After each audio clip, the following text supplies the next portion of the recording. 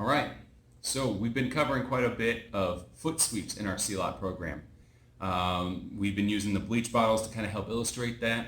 I hope that has been helping you. One thing that I'd like you to use as both a warm-up, a cool-down. If you're really wanting to, you can get after this as a conditioning drill. But we're going to work a couple of ground mobility drills. Not that I'm expecting any of you to drop down into a seated position to start a fight, to defend yourself. But I want you to at least be comfortable moving while on the ground so that you can get back up. Or if you happen to really be comfortable on the ground because of some extensive grappling training or whatever the case might be, I want you to just have a few other techniques to help with general mobility. Also, even if you're not interested in the ground whatsoever, as far as a combat theater or whatever, this is really good just for your general mobility. Some of these motions are going to be very tough up front, especially if you've never done any of this groundwork before. But if you do them slow instead of trying to rep out a bunch of different reps, you can really help increase your mobility, your flexibility, and I really do see a lot of value in these sort of solo mobility drills. So we're going to start off and we're going to get into a seated position where you've got one leg in a triangle down, the other leg in a triangle up. This is the Sawa position here. And we're going to switch between triangles, okay? So I'm on we usually call these cheek-to-cheek rollers. So this is a position here, and you can use this to kind of push with your lead foot, and you can use this as sort of a crawling position here. You can crawl away here like this, which is a drill all in and of itself. You can definitely just continue to work this sort of advancing motion here like this. You'll see this a lot in a lot of sport jiu-jitsu stuff where they're trying to just invite somebody into a guard position. But you can just sit here and continue to work any sort of footwork motion, but with a cheek. But what we're going to focus on right now is what we call the cheek-to-cheek rollers. So you're in one position here. You've got the left cheek down, rotate to the right cheek, rotate back to the left cheek, rotate to the right cheek. So I have my left hand up when my right cheek is down. I'm covering my head the entire time. If you'll notice, I'm going to turn this way. I have my elbow planted against my knee. If I rotate here, that's planted. Covering your head the entire time. All right, so that is our cheek-to-cheek rollers. Okay. Next one we're going to do that I like to teach is the rocking chairs. Rocking chairs, you're going to fall back, and you're going to rock your hips, and you're going to roll forward.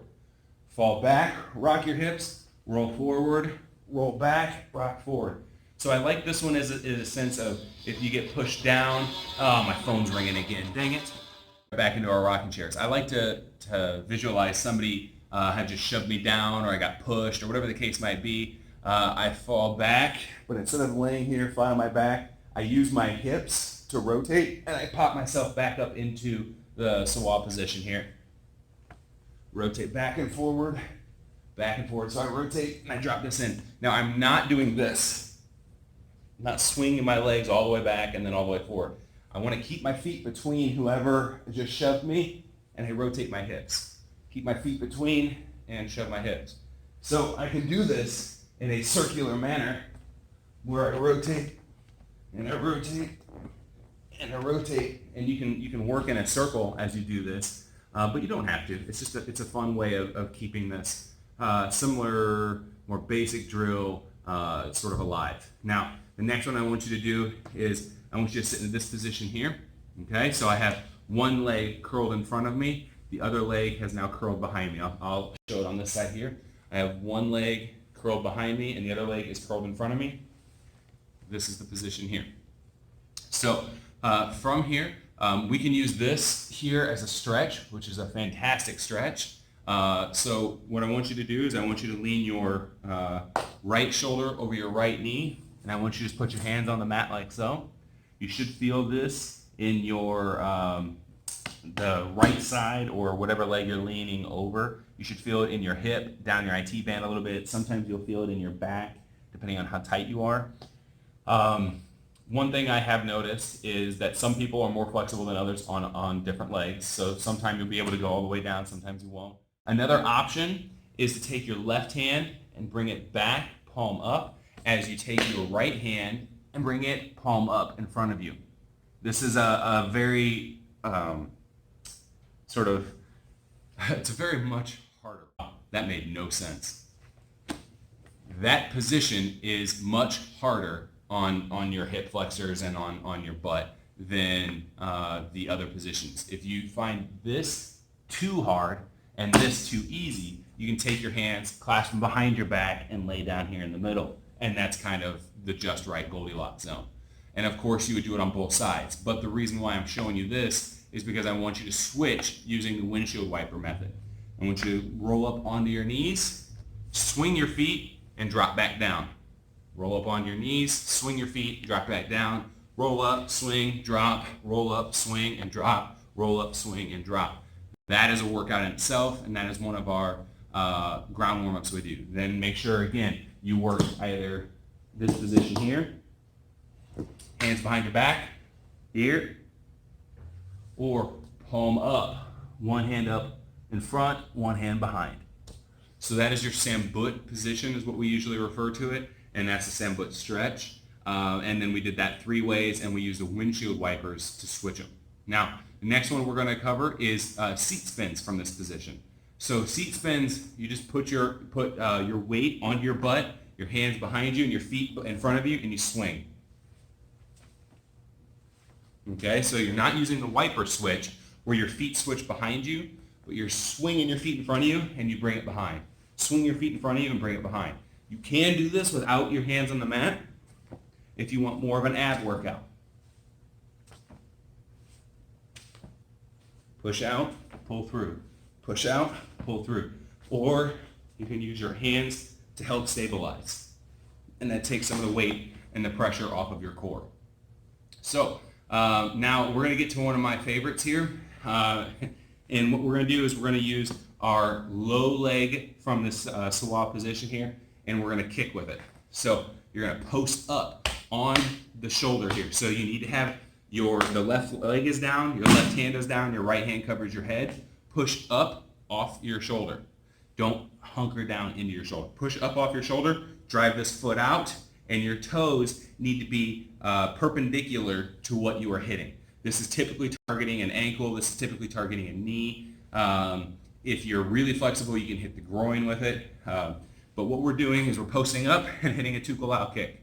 Switch on your cheek-to-cheek rollers, tukulau kick. Switch, tukulau. Switch, tukulau, and switch, tukulau. Switch, and tukulau. So from this angle here, tukulau, again, making sure I'm up and not hunkered down into my right shoulder.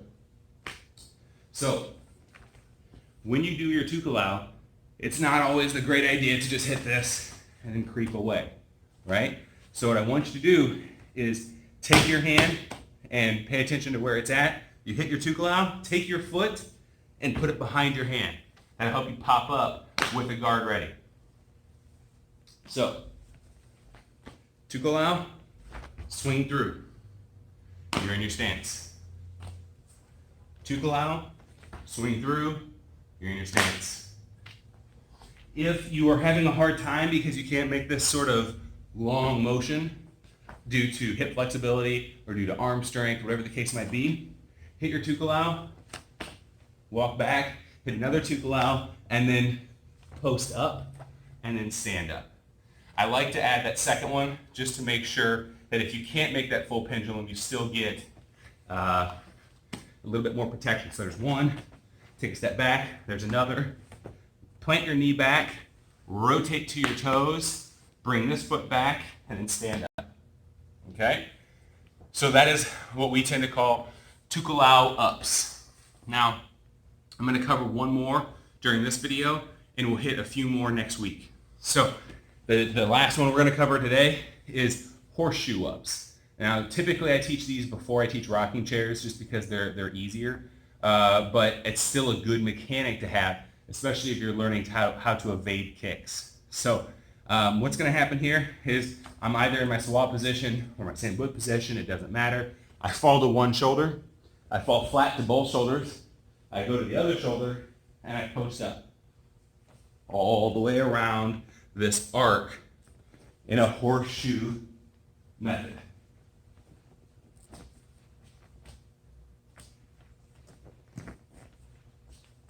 Okay, so if I do it facing the camera here, you'll watch my body go to the left, to the flat, to the right, and then back up.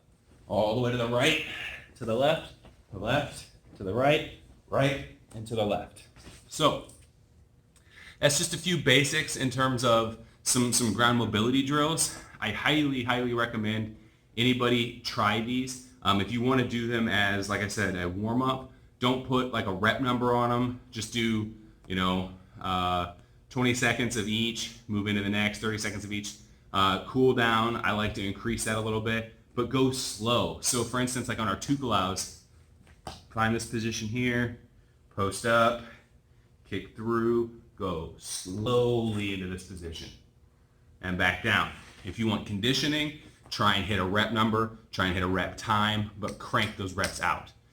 There's pros and cons to either option, either way, but I really like using the same drill to burn out as I can use to restore and heal. So thank you very much.